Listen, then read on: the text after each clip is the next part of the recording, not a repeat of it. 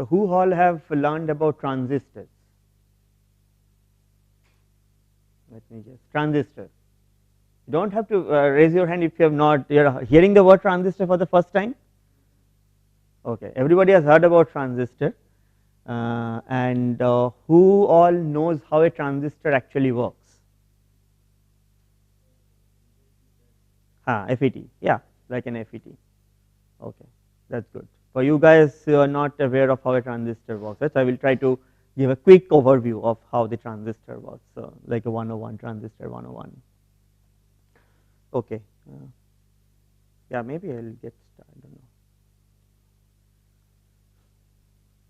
I will need maybe the pen, so let's wait anyways.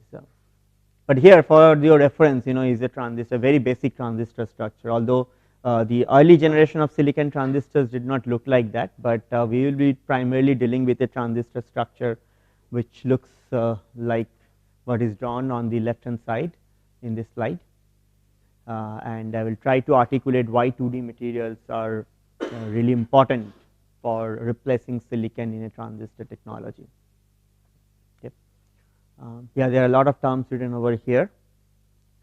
So, I mean, you can see that the transistor is a 3-terminal device, right. So, it has a source and a drain, okay, and then it has a gate, right. The source and drain are connected to the channel, which is primarily silicon. The silicon is generally doped very heavily underneath that source and the drain contact. So, generally if you have any conductive material and if you apply a bias between that source and drain, right, you will probably get a current flowing through that material, right. That is following the Ohm's law, right. You apply a bias, you get a current because the conductor offers you a resistance. Right. Now, what is unique about a transistor is that there is a third terminal which we call the gate. So, what does the gate do? Anybody have an idea about what? Correct. It controls the flow of the transistor, which means that the gate actually controls the conductivity of the channel. So, if I apply a certain gate bias, the channel may become completely non-conductive. Okay. Then I am in the off state because no current can flow, right. And if I apply a gate bias, then I will enable the channel and it will become conductive. So, current can flow. So, it will be in the on state, and that is why a transistor is generally called a switch. It goes between an on state and an off state, right. So, that is why you have a 3-terminal. You cannot do it with a 2-terminal. Okay. And some of the new ideas like this memristors and things like that, there you can do it even in 2-terminal. Okay. But we are probably going to talk about it later in our course. But this is how a transistor works, and you can see in a transistor you actually need all sorts of material. You need a semiconductor, which is the channel. You need a metal, which is your source and drain, because they are going to provide you all the electrons or holes, because they are really can carry a lot of electrons and holes. They are like the source and the sink. And you also need a dielectric, okay, which is an insulator, which goes as a gate dielectric, right. So, you see that you use semiconductor, metal and insulators all in a transistor structure, right. And this is exactly where we will see how 2D materials can address all 3 aspects of it, or it can only do a few. So, this is how a transistor looks like. Now, why do we care about the transistor? What does we achieve by having transistors?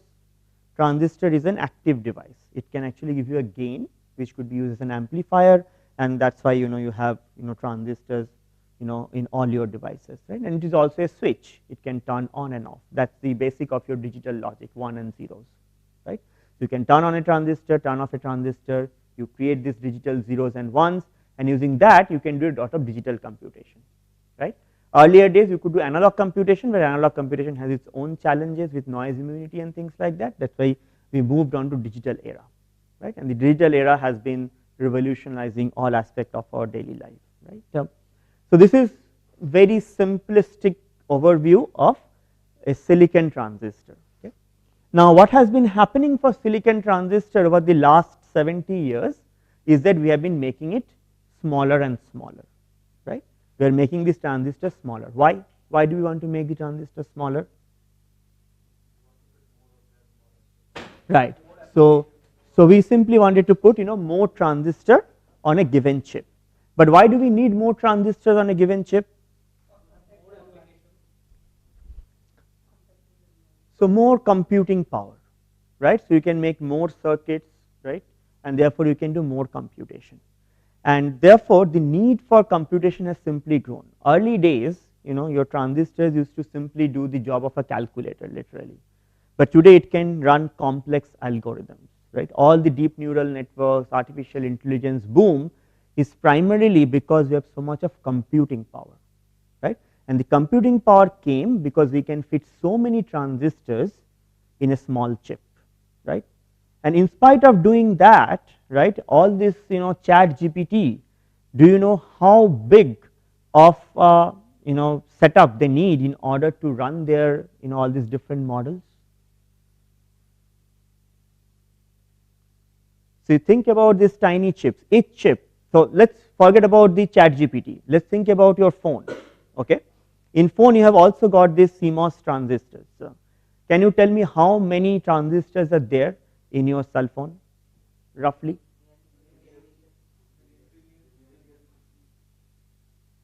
10 million, billion, till billion and million are like 3 orders of magnitude. No, it's not 10 million.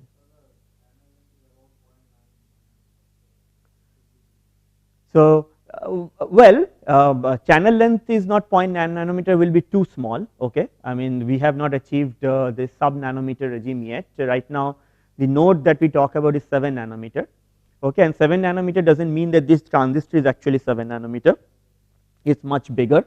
So in this transistor, right, I mean you can think about what is shrinking is this dimension, right, this entire device dimension, and this dimension today would be approximately 35 to 50 nanometer, one transistor. Okay, now given this, now can you tell me how many transistors are there in your phone?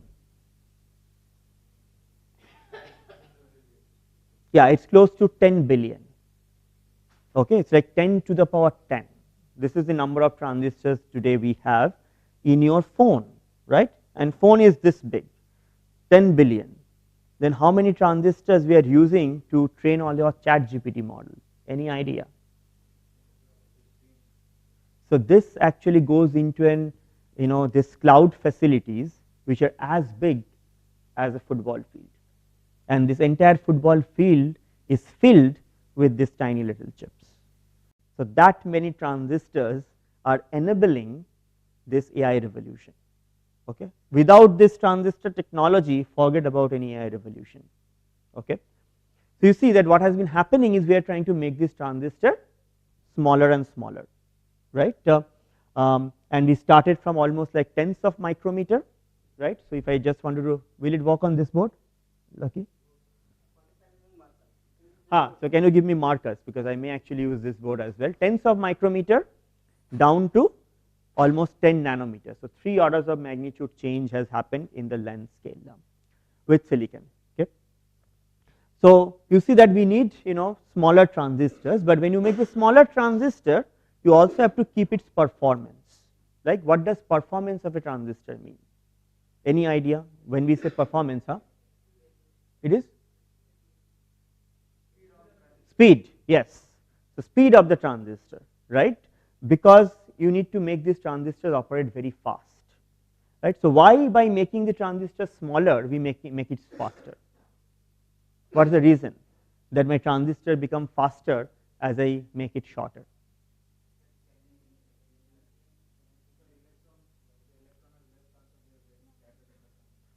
Very good, very good. So what happens is that this electron now has a shorter distance to travel, right? So it takes less time, so it becomes faster, right? So therefore it is just not more transistor, but also better transistor, correct? So that is why you scale. So this is why we call the Moore's law of scaling, so that you don't only put more transistor, but you also make them better, because now they become faster, right? Otherwise I mean today in order to transfer your memory, all the images that you have taken, it's like almost immediate. You do it like 20 years back, it will take a long time to transfer the same amount of data. Why? Because the transistors has become faster. Okay. These are the very basic things about a transistor, which is very important, and this is something that we have been doing with silicon. Okay. Thank you. And two things you can see that determines the transistor performance that I have written over here, right. One we call the gate electrostatics. What does it mean is that how well does this gate controls the conductivity of this channel, that is one aspect, okay.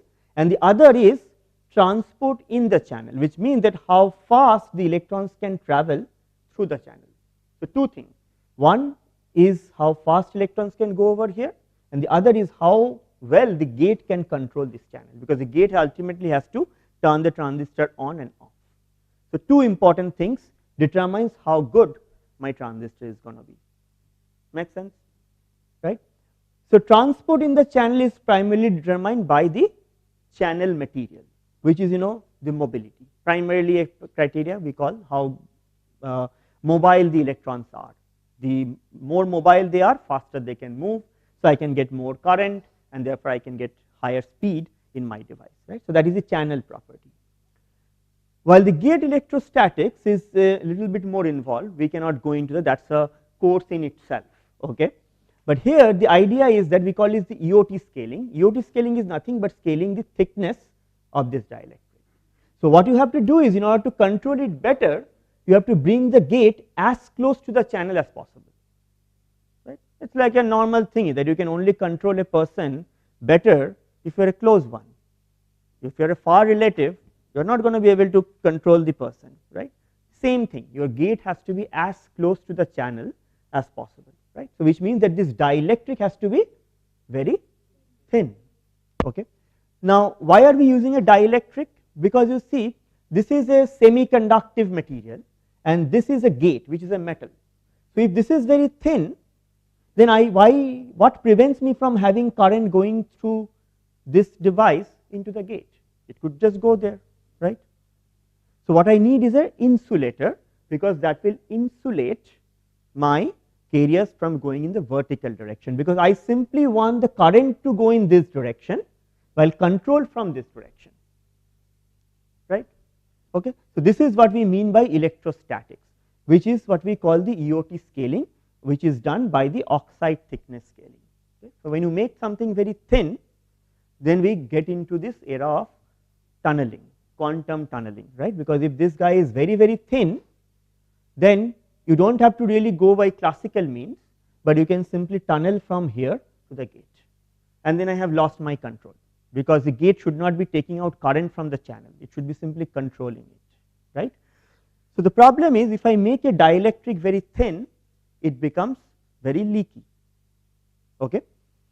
So now the question is, this has been happening with the silicon industry, where they were using silicon dioxide as the dielectric, okay. Silicon dioxide, right, is the dielectric, SiO2 on silicon. Why? Because silicon can be converted into silicon oxide very naturally. If you leave silicon, it forms silicon oxide. It is a very natural oxide, and that makes the interface actually very good, because it is a native oxide, okay. But then the silicon oxide, okay, as you make it very thin, okay, you get a lot of this tunneling current, right. So you cannot make it very thin. So what is the alternative to silicon oxide, right? So why high K material? Because at the end of the day, anybody remembers the equation for current in a MOSFET? IDS is equals to mu W by L Cox Vg minus Vt, right. This equation, if you remember, this determines the current in a transistor, okay. And here you see this term comes in, okay, because width and length are simply how you are designing a transistor. Smaller the length you make, more current you get, we know. But I was talking about the gate impact. Gate impact comes from here, okay, the capacitance. And what is the capacitance Cox? Cox is epsilon ox by Tox, correct.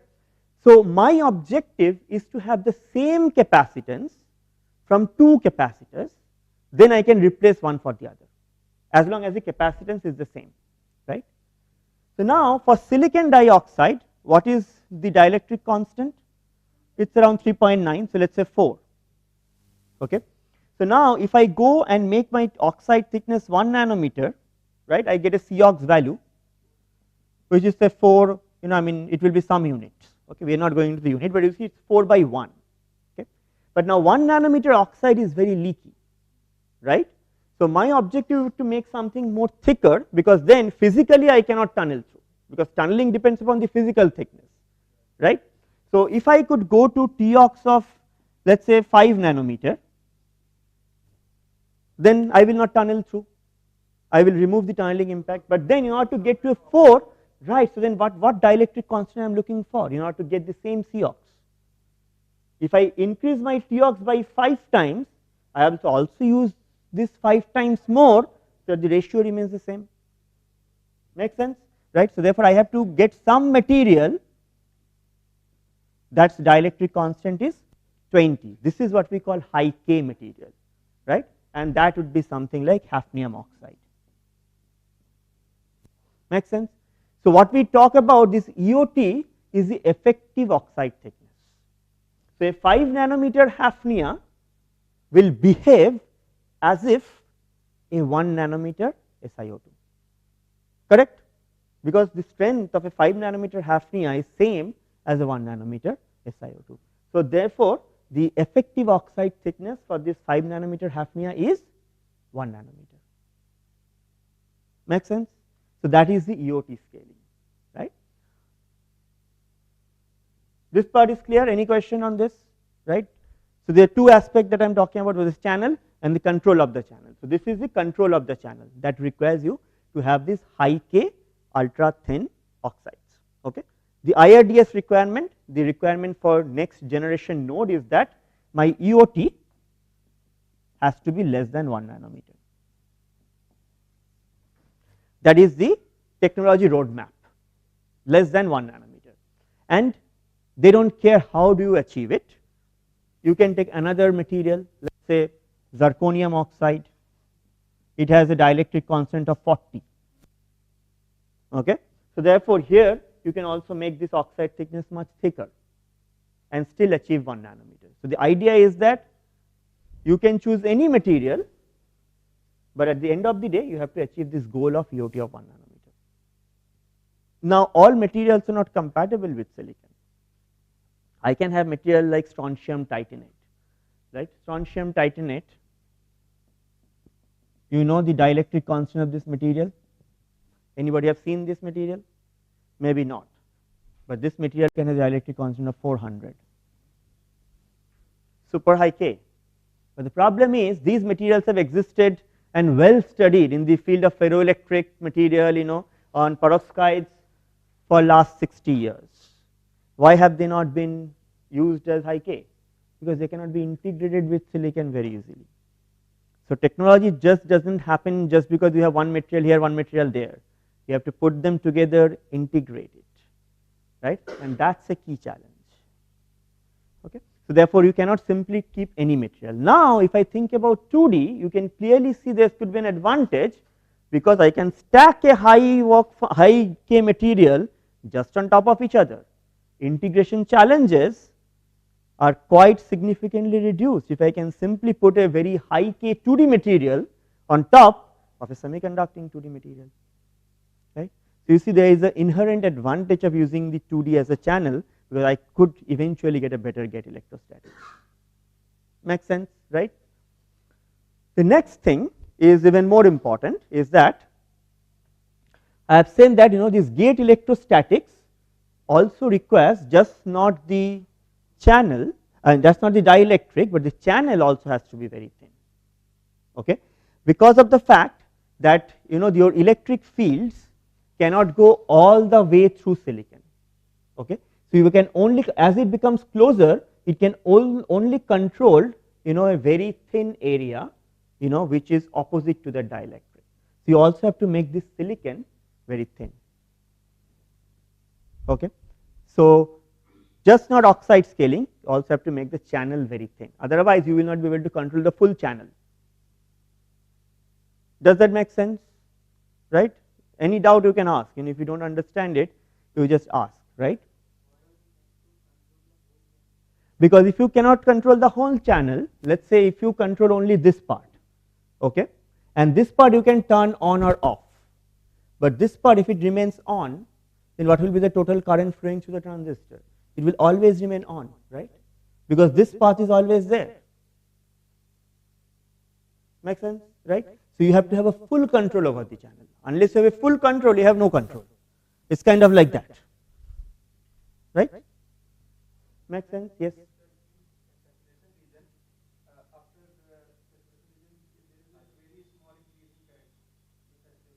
Mm-hmm.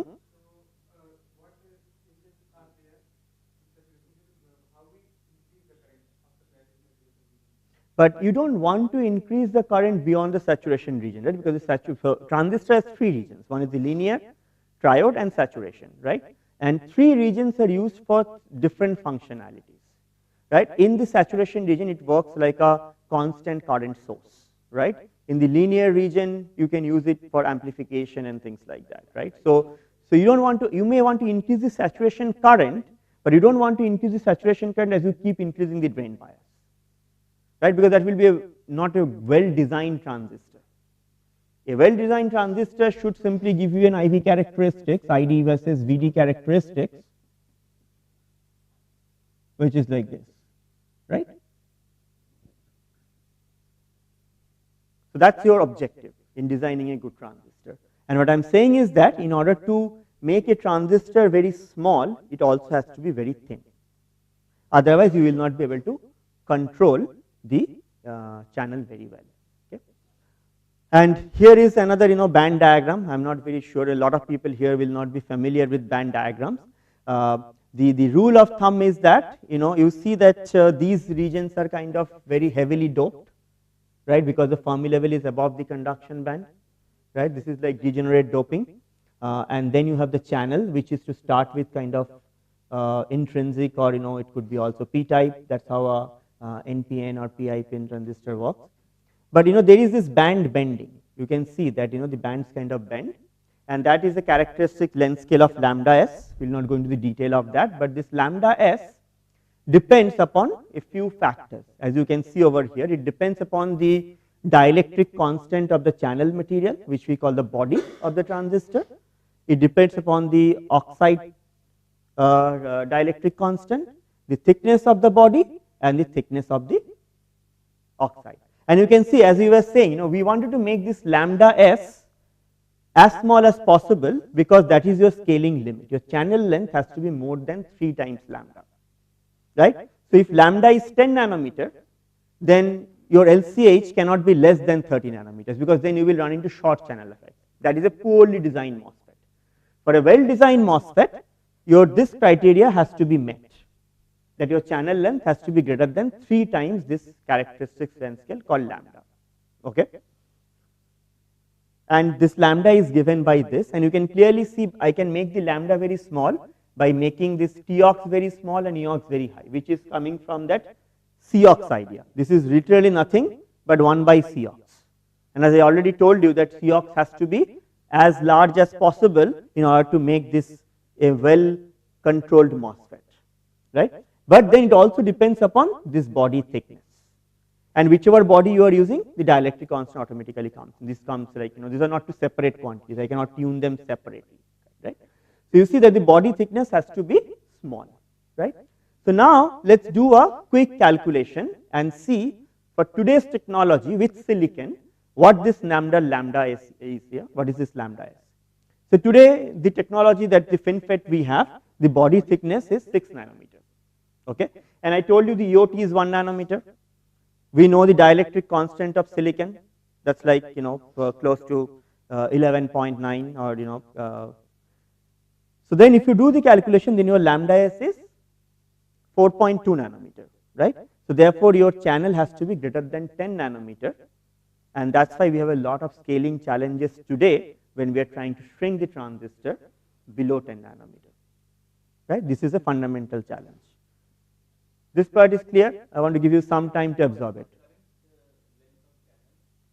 So current channel length is a different question, because TSMC will come and tell you 7 nanometer node, 5 nanometer, 3 nanometer node.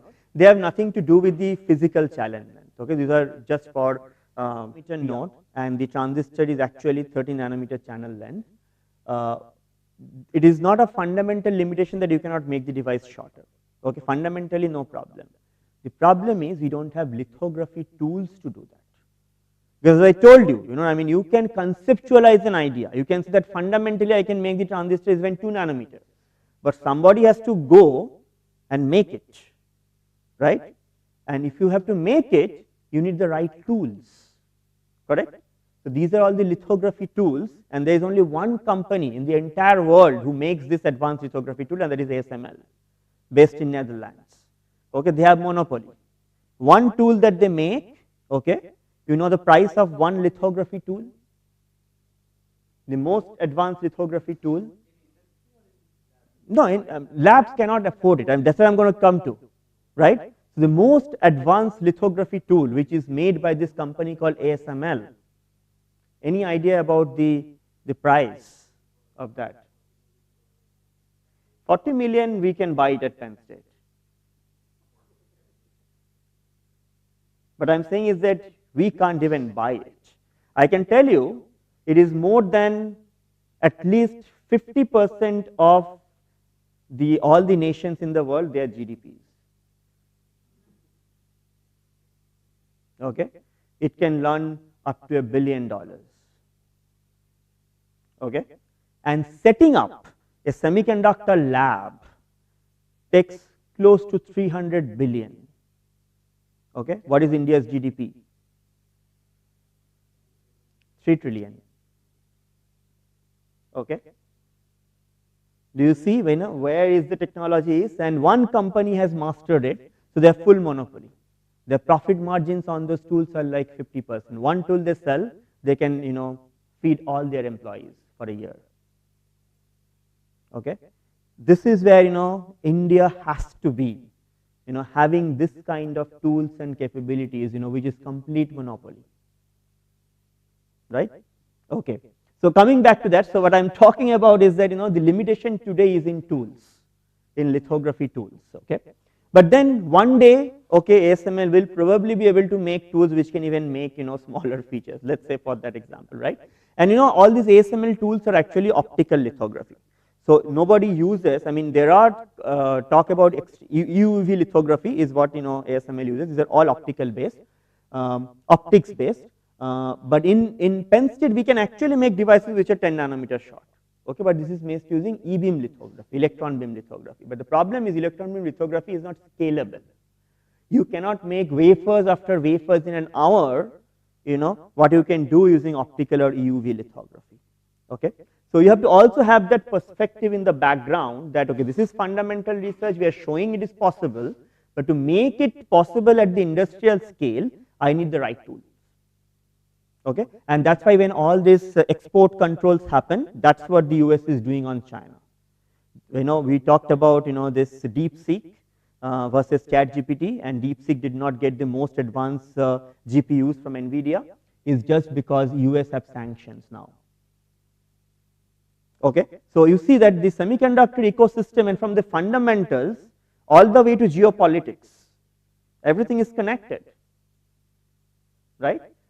So when you have these kind of tools and capabilities, you don't only influence the science, but literally, the geopolitics. Okay, and this is why US is so strong today, because the top 10 technological companies are all based in US. See? Anyways, getting back to this, so where does 2D material fit in? So what is the advantage of using 2D material in this, right? Because the thickness of the MOS2, a single layer, is 10 times smaller than silicon, right? So therefore, I could make my lambda s now 3 times smaller. So I can literally fundamentally scale this 2D material much better than silicon. Right? So it's a very strong argument why the 2D materials can be the next technology 20 years or 25 years down the line, because there is nothing stopping them, right? And this is not the only thing. So first thing is that, okay, I can make it ultra thin, which will give me a good electrostatics, right? So I kind of covered this aspect.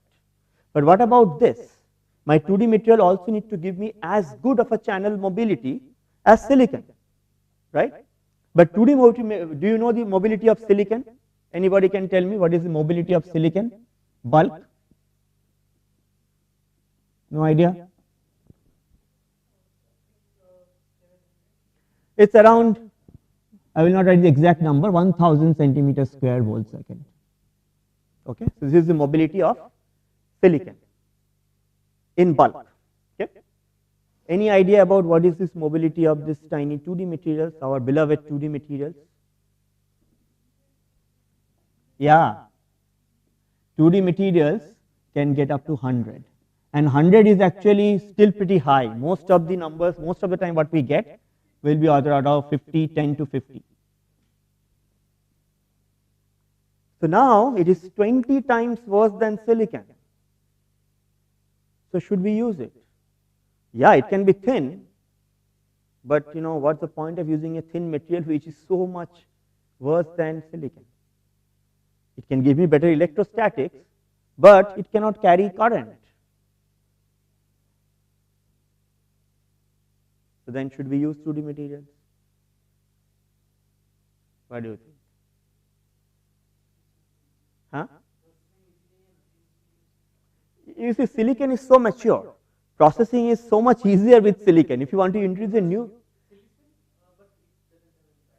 no, silicon is not a good choice.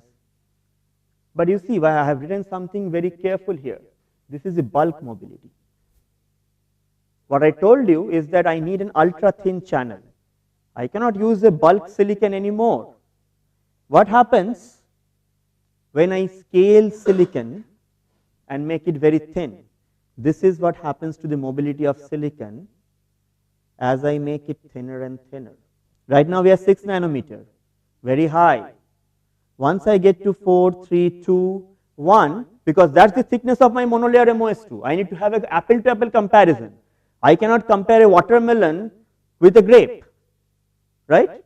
Silicon bulk is a watermelon. My 2D material is a grape. So let's make the watermelon very small and then have the comparison. And now you see what happens at the same level. Where is my 2D material? Mobilities are of course 100, maybe less than 100, but where does silicon go?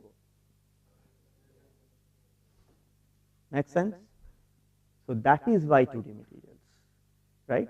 When I make it very small, very thin and very short, nothing can beat 2D material. That gives you a convincing argument about why you should be working on 2D material to replace silicon. Maybe not 10 years, maybe 20 years down the line, right? And you know, there are a lot of these new architectures. I don't know whether you guys are aware of it, but people are going from this FinFET architecture, which is currently like this. Here you have this transistor no longer like a planar channel, but you see the transistor channel is like this, and the gate is around, you know, 3 directions. This is why it's called tri-gate. Okay, from tri-gate to gate all around, where you have, you know, these channels like nanosheets, you know, kind of controlled from all sides. Because I told you, right, gate is very important. So it is all about whether you put the gate on one side versus 2 side versus 3 side or all around. Which is going to give you more control? If it is all around, right? And that is why when the first generation transistor came, we only had one gate, top gate. Second generation of transistors, gate on the top, gate on the back, dual gate. Current technology is tri-gate, gate on 3 sides, just getting more control. Finally, gate all around, the best control I can get. You see, so that is the ultimate technology, gate all around. Okay, and you can have, you know, CMOS, CFEDER, different architectures that people are already proposing. You know, iMake, Intel, they're all kind of working on these things. But at the end of the day, you see that you will have these kind of nanosheets channel, you know, wrapped by the gate, and you want to make this channel as small as possible, because then you can fit more channels as well. So it is not that I get a better mobility number, better electrostatics, but in the same volume, because silicon cannot be made that thin, I can only have maybe 4 silicon nanosheets, but in the same space I can probably have 5 or 6 2D materials. That increases the current by another 20-30%, right? So this is third advantage of going from 2D to 3D. And this is something we'll again discuss towards the end of the course, right? What is the advantage of 3D integration? Here it is literally stacking nanosheets on top of each other just to get better performance. Make sense? So here also 2D materials can outperform silicon, right? So 3 critical pieces we talked about, right? So can you remind me what are the 3 reasons that we are kind of using 2D materials? If I want to summarize. No, high K doesn't come from the 2D material, right? We need an high K dielectric to better control the 2D channel. And what we spoke about is that the 2D channel is much better or easier to control because it is very thin. Anything very thin can be controlled better. So for a gate-all-around geometry, we'll have the best control of the 2D material. That is one. Number 2 is that it will also give me the highest mobility, right? Mobility is going to be better. So it will conduct better. And number 3, I can have more of these compared to silicon, right? So these kind of combined together makes 2D material such an interesting technology, and this is why, yes. Very difficult to fabricate. I will tell you that only industry can do it. This is what our belief was. Some of my students came to me and told me that, can we start looking into this? We can in Penn State, but it will be extremely expensive to make this kind of structure. So industry can do it. But then to our utter surprise, just yesterday, we saw a paper came out of China who demonstrated gate-all-around geometry with 2D materials. Yeah, I mean, what I'm saying is that they're also going ahead of the United States, okay? It's a huge competition right now.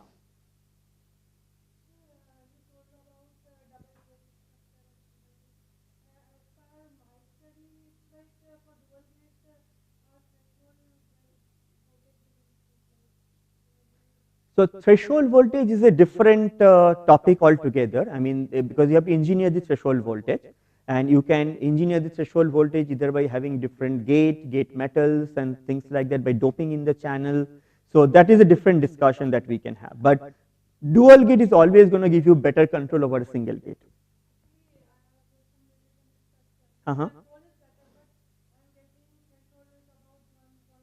Okay, we can talk about it. I mean, if you want to show me some of your simulation, I can take a look at it and then we can discuss about that. Yes, yeah. Okay, so I mean, but it kind of summarizes why 2D materials. So, and this is exactly why big players like IMEC in Europe is kind of already starting to grow this 2D material over 300 millimeter wafers, because I told you that technology can only exist not at a single device level. You have to scale it up. That's what IMEC is looking into, and you can see when these kind of players become interested, it is serious business. It is no longer just our inquisitiveness that we want to simply study a material and then forget about it after writing one paper, right? The same with Intel, right? Intel has already kind of demonstrated in last year's IEDM. I was there, where the next transistors 2D material has a real decent chance. The same with TSMC, right? So these are the major players. I mean, we only have like 3 foundries today, right? I mean, TSMC, Intel, and Samsung, and all of them are actually looking into 2D material as the next frontier of transistor technology, right? And you can see that I have put this slide. This is from one of our review paper, that that is the evolution of silicon technology. Started in 1959, right? And today we are at sub 1 nanometer kind of nodes in terms of the scaling of the oxide and things like that. But look at the 2D material, 2011 to 2024, right? I mean, just 12-13 years, it has been a huge progress. And this is all about Moore, because we keep hearing about Moore's law is dead, we cannot make transistor scale anymore, right? Moore's law is not dead at all. I mean, you can reinstate Moore's law, and I will talk about that in the 3D integration aspect. But you can see that the 2D material has done an amazing progress, and it is just not, I mean, this is just the electronic aspect that we spoke about.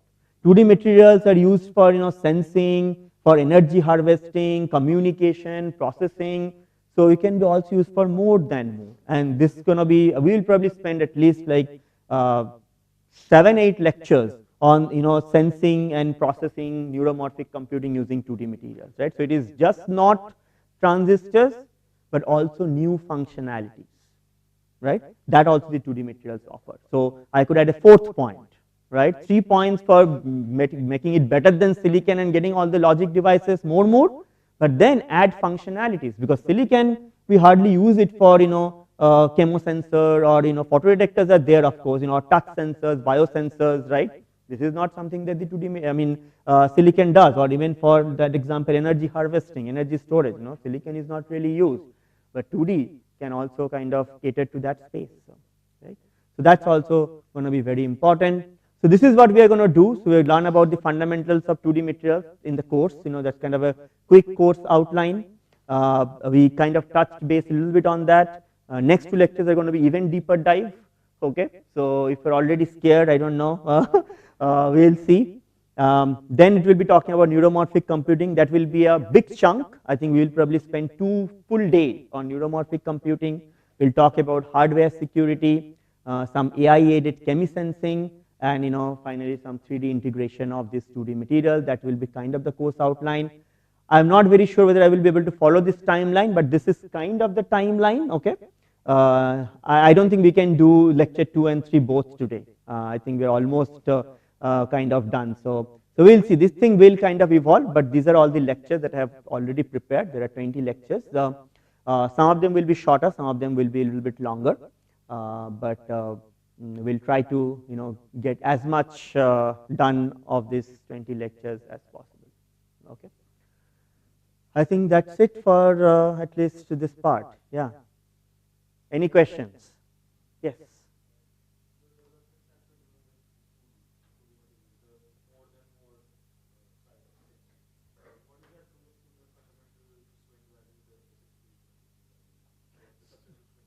That's a very good question. That what are we talking about in steep slope transistors? So I have dedicated one lecture.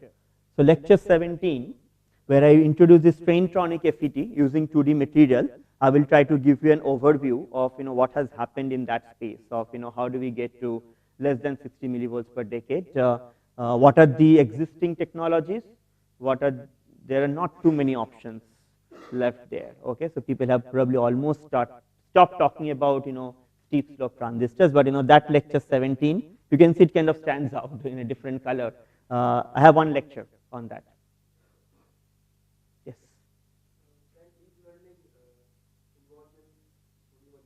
Yeah, so this is this lecture. Deep learning is here. So we'll talk about deep learning over here, graphene tongue. We can reshuffle based on your interest. I think I can always kind of reshuffle because all the lectures are here. So if you feel like, okay, you're not interested in the contacts or p-type, I could get started with this, or I could talk about the graphene tongue. So this is completely flexible, and I think it will be based on your interest. Okay, because I think more than me, it is for you, right, to learn. Whichever topic you want to learn more, I will be happy to kind of go over it first, right? But what I will definitely want to do is that when I start a topic, I will try to finish them, because there is a flow to it, right? So we don't want to do one from here, one from there, and go back and forth. Okay. This part actually will not require a lot of deep dive into the fundamentals. This is much an easier topic. So if you want, we can tomorrow start and go over this first, and then if time remains, we can always come back and talk about these two things, because you got a certain idea about 2D materials and why are they important. I think this is more for people who want to really work on 2D FETs and then try to make them better than silicon. Okay.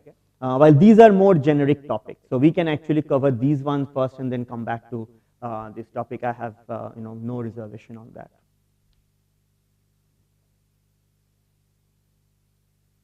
Okay, so what do you guys want? You tell me. This is your course. This is your course. Yeah.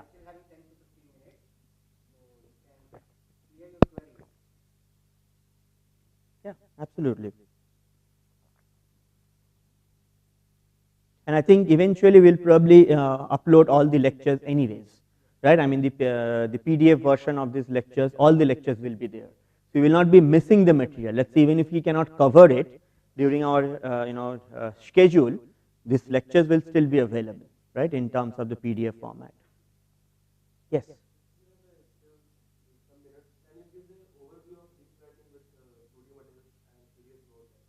Deep learning with 2D materials. Okay, how much time do we have today? 15 minutes. Okay, no, I think I will not talk about this topic.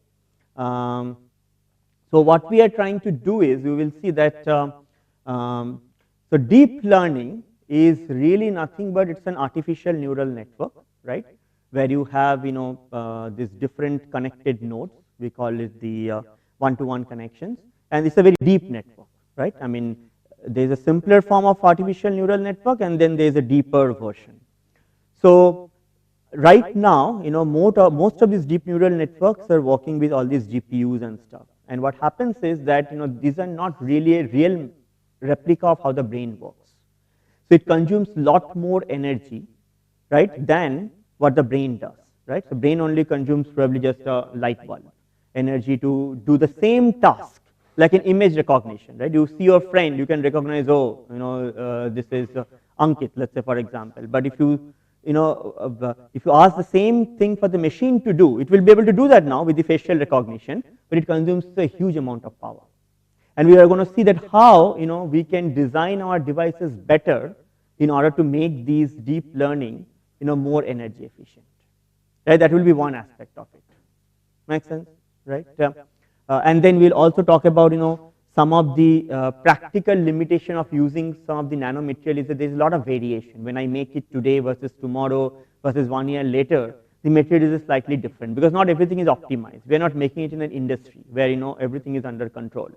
And that therefore makes a device which also changes its response based on whether I make it today or whether I measure it tomorrow, right? And these are critical challenges that we cannot otherwise solve, but with the help of deep learning, we can mitigate these challenges. Okay, and the deep learning allows these devices to learn better compared to just our usual understanding. Okay, so there's two aspects of deep learning we'll talk about. One in the context of this graphene tongue, and the other will be really covering this. So I think once I give this lecture, the introduction to neuromorphic computing, we'll understand why 2D materials are important for this.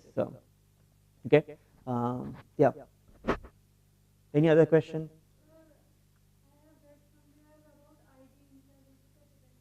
Mm-hmm. Mm-hmm. You can, but interdigital electrodes are going to make the device pretty large.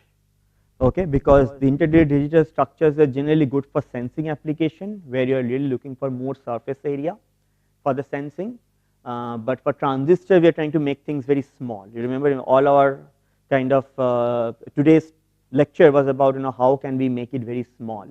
It's very difficult to do things like that for transistor technology, but good for sensing. Yeah, you can buy. Yes, yes. Yeah. Well, I think I have to come out with the names. I don't know in India actually. I mean, in US, I mean, there's a lot of companies who kind of design this kind of things, and you just order it.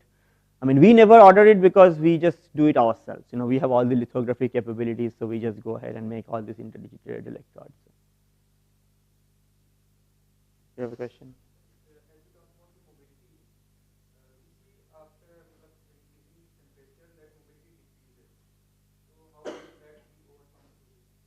Well, with increasing temperature, the mobility does decrease, and that is going to be true both for silicon as well as for 2D material, right? So there is no drawback as such of using 2D material over silicon, because the mobility generally goes down because of the lattice vibration and the phonon scattering. The mobility generally tends to go down, and that's normal. I mean, there is something that is like written in, right? I mean, it's like fact. I mean, truth, right? We cannot avoid. Right. So with temperature, as long as it is not decreasing by an amount that your device performance is going to be impacted too much, right? Most of the time, the silicon chips work within a range of -25 degrees centigrade to 125 degrees centigrade, right? That's the typical range of operation. In this range, generally the mobility doesn't degrade as much that you are going to really lose out on your speed or your performance. Yes.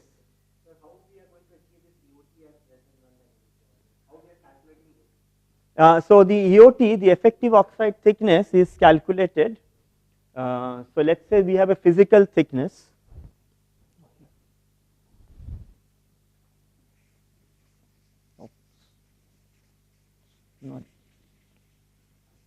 Okay, maybe I will go the other side. No, I think it is just this duster is not as good. Okay, so I mean the effective oxide thickness is given a physical thickness. Let's say I take any material, and the thickness of that material is Tm. Okay, so that is the physical thickness. I make it, let's say, 20 nanometer, and I wanted to know what is the EOT, which is the effective oxide thickness. What is the equivalent thickness of silicon, which will give me the same capacitive strength. Make sense? So now, if I want to calculate the capacitance of this material, unknown material, what will be, it will be the whatever is the dielectric constant of this material by the thickness, right? And now I wanted to create what is the thickness of silicon, which will give me the same oxide capacitance. And I know what is the dielectric constant of silicon. Let's say 4, right? It will be 4 by EOT, because this is the unknown. This is the unknown, right? I want to know what is the EOT. So then for EOT is going to be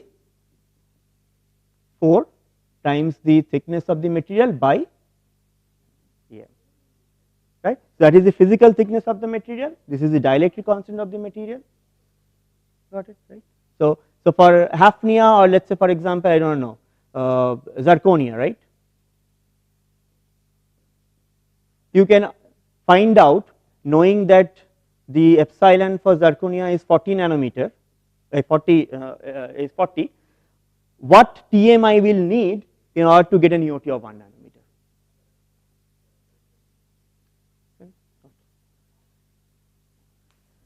Any other questions?